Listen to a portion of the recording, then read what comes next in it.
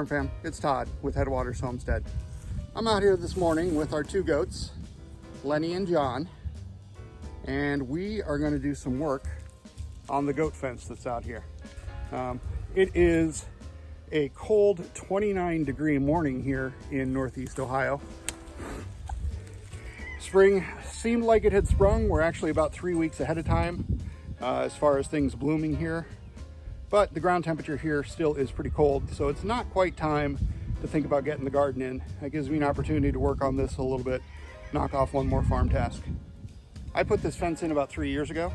I'll be honest, at the time, I really didn't know what I was doing. I mean, I knew the basics of putting a fence in, but I probably didn't anchor it the way I needed to and secure it the way I needed to. And as time has gone on, as you can see behind me, the fence line has got a little bit wonky. Lenny and John like to get up and put their front hooves on the fence to look over top of it, and their combined weight has really moved some of the T-posts that are holding this in place. And in the spring, we get a lot of moisture. We're right at the headwaters of the Tuscaroras River where I'm standing now. So this soil is pretty wet. There's a nice layer of clay about 18 inches down, and it's mostly loamy soil for the first 12 to 18 inches above that hard pan clay layer. What happens though is with these shorter T-posts that I've driven in, over time with the weight and the moisture in the soil as the goats lean on them, you can see they have lost their true straight line. The fence is kind of wavy, and in places it's almost laying down. Now, about a week ago, one of my neighbors called me and said, hey, one of your goats is out. And to the best that I can figure, Lenny fell over the fence, probably a little bit closer over here to these pine trees that are behind me. But in walking my fence line here in the spring, I've noticed there are some places that need some attention. So the first thing we're going to do is a quick fix. I've got some 8-foot T-posts that I'm going to drive down almost 4 feet. That's going to get them down into that hard pan clay layer. That's going to keep them nice and steady. All right, let's get to it. You guys ready? John? Lenny? I've mentioned it before, but trying to get anything with goats is nearly impossible. So we'll see how this goes.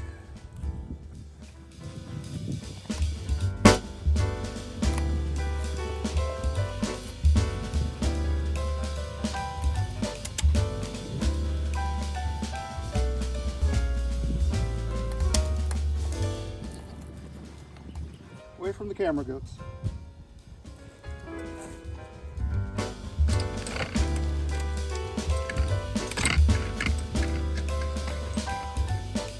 Go.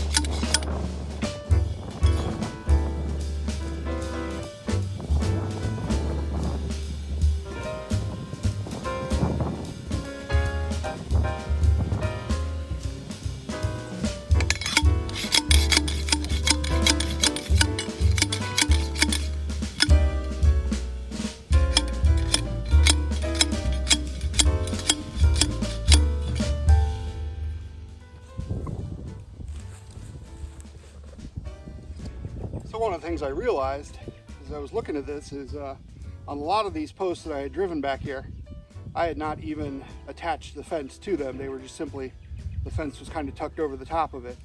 So I'm going along now and correcting that just to make sure that the fence stays upright and keeps the goats in their enclosure. The goats have come over and offered to help several times this morning. I think I spend about half my time chasing them off in order to just be able to get in here and do the work that needs to be done.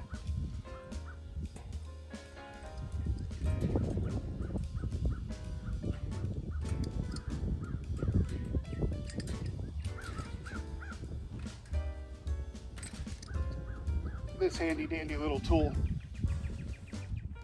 I picked up at Tractor Supply for I think $7 or $8. It comes in real handy when you need to use your fence clips with your T-posts. Makes bending the wire so much easier. A whole lot less wear and tear on your fingertips when you use one of these. And it makes nice tight bindings. So this is the first post in. There's only 4 foot of this above ground. The other 4 feet are underground, hopefully into that hard pan clay. That's going to hold this fence in place as we work down the line.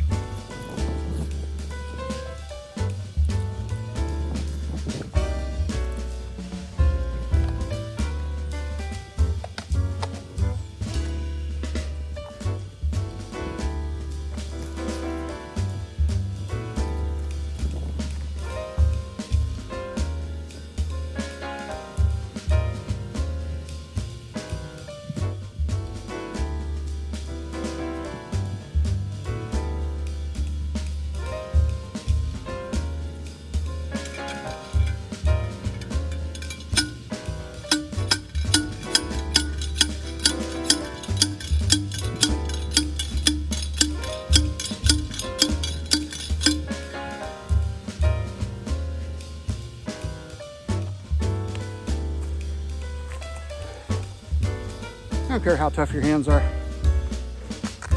When you're driving these, using the post driver, wear gloves. It feels so much better. I mean, sure, I could kill my hands, but why?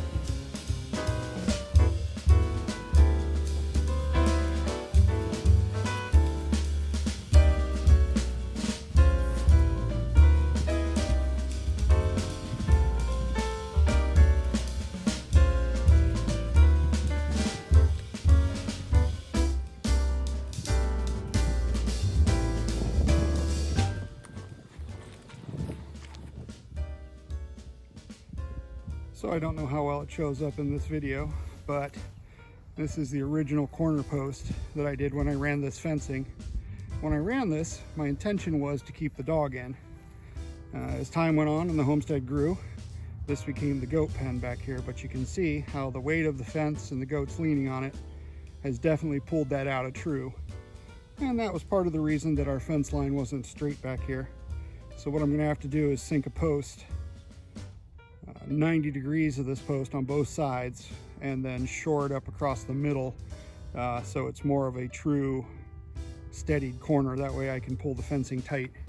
But by adding some 8-foot T-posts in today and reusing some of the shorter 5-footers that were here, we've got the fence pulled nice and tight once again, at least tight enough to keep the goats from leaning on it and getting out and having the periodic unintended escape. So here's the other corner. This one's held the ground a little bit better, but again, we're gonna have to do the same thing here. Sink 2 posts next to it and use them to create support and resistance. Keep the fence line pulled nice and tight. Keep our goats in their pasture. Curb that desire for them to escape.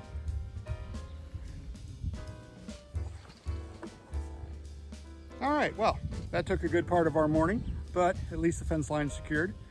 The goats aren't going to escape. I had my daughter Addie here join me. Come on up.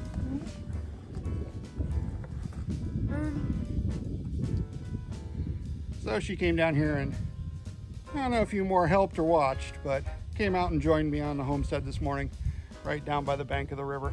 So one chore down, several more to go. It's springtime on the farm and we're getting to work. Thanks for joining us today, Farm Fam. Take care. Bye now.